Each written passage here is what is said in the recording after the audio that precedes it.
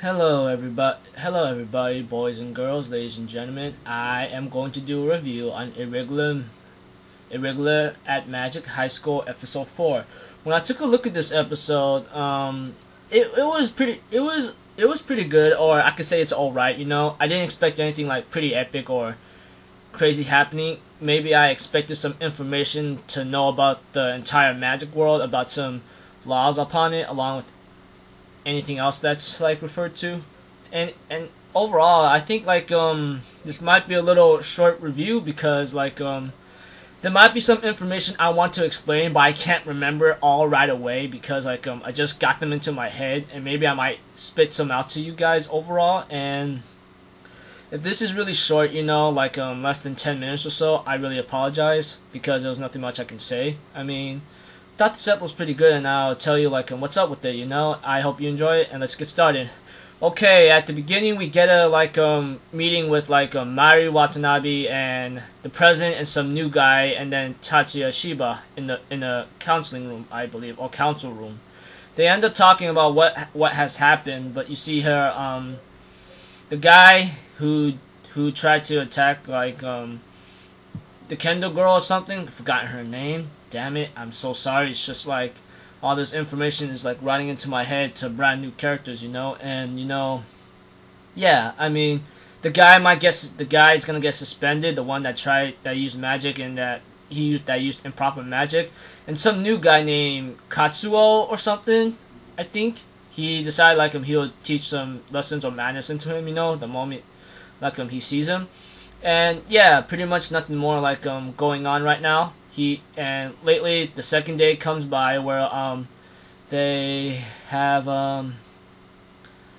they still have members trying to recruit into the clubs, you know. It's pretty cool, you know. And later on there's been a brawl or a crazy message that Tatsuya has been given, and he decided to go check it out. And then some guy comes out and tries to attack him with magic, but lucky for Tatsuya, he uses some kind of magic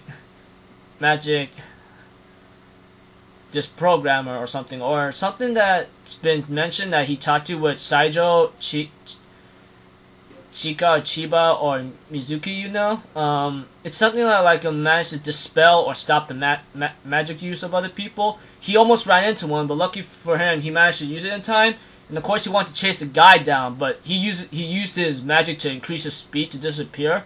And he had some kind of weird bracelet on his arm or on his wrist or something that he seemed to be very familiar with. And to me, I go isn't that the same guy that's from the Kendo Club that's so humiliated that he got his ass whooped and he wants to take revenge upon him?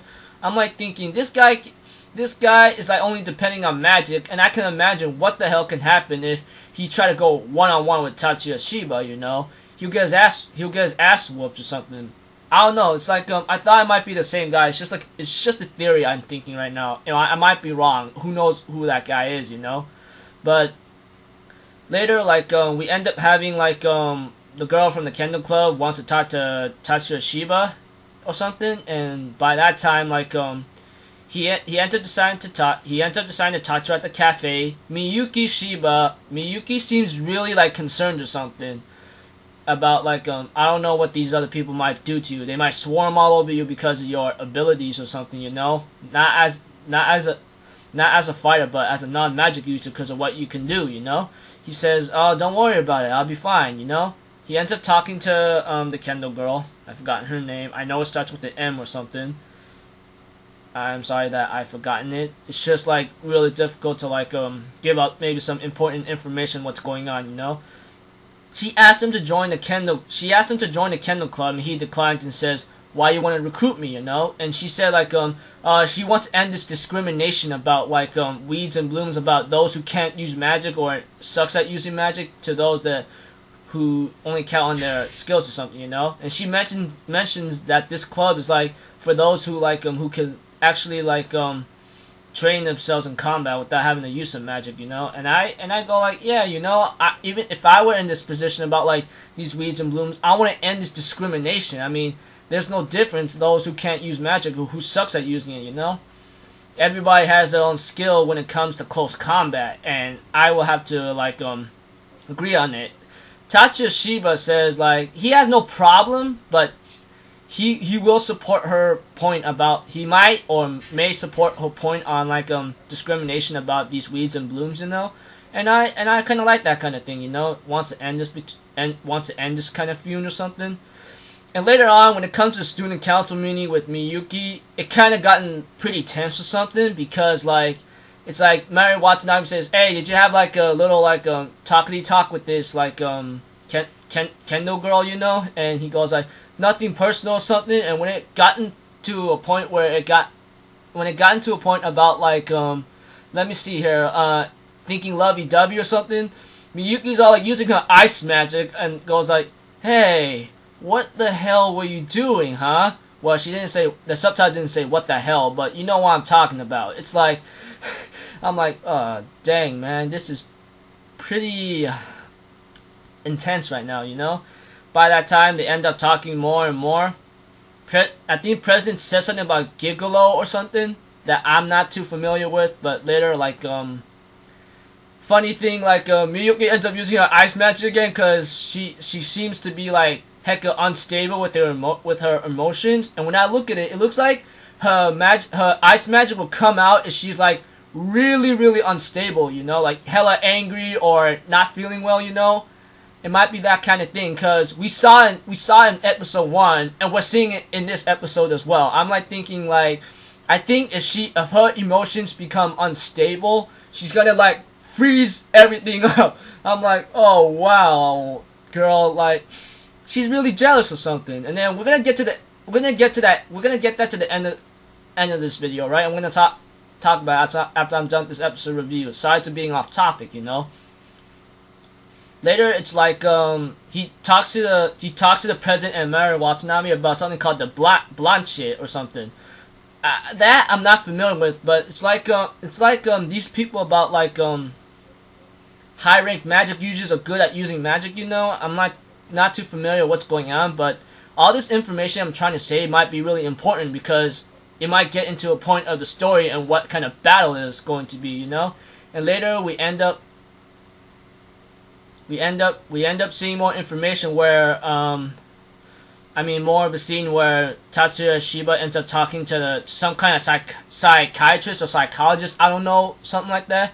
Tatsuya Shiba ends up telling her, "Hey, isn't your clothing like too provocative or too revealing?" And I go like, that has to be true because her bust size is damn well huge or something.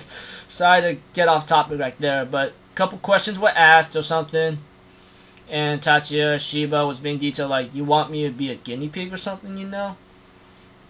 By that time, like, they talk and questions asked, and she even the psychologist or psychiatrist, I don't know.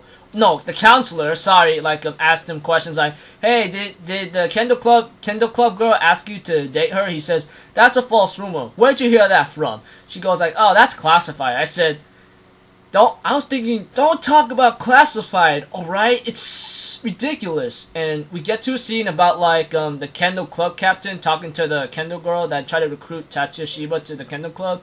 It looks like he's saying, "Oh, we need his power or something." And the way I look at him right now, he really angers me a lot right now. I go like, he looks like a freaking molester, dude. Like, seriously, the facial expressions he's showing, he's like, "Oh, we need Tatsuya Shiba in this club." I'm like thinking in my mind, shut up, man. He's really angering me right now. Like, he's pissing me off. Like, what the hell is he, dude? Like, what's he doing? And therefore, Tatsuya Shiba ends up telling Miyuki all this information about the Blanchet or something. Involves like 10 families or something, and a Yatsuba or something I'm not so familiar with, but all this information is like pretty much that is guaranteed to need in all of us that we're gonna have to connect in the other episodes, you know. And I thought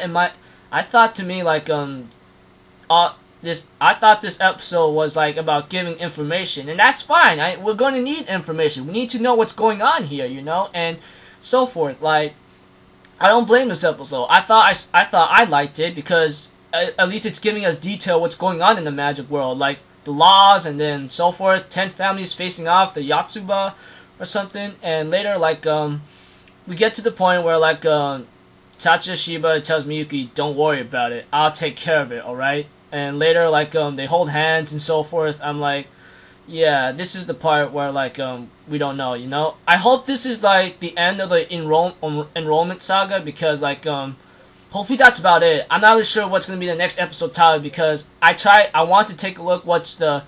They didn't tell me the episode title, but it didn't even tell me like it didn't show me a preview either after I watched it today. Like I like, to be honest with you, I try to watch this episode as fast as I can so I could post this review online for you guys to take a look and maybe hear out what I'm trying to say.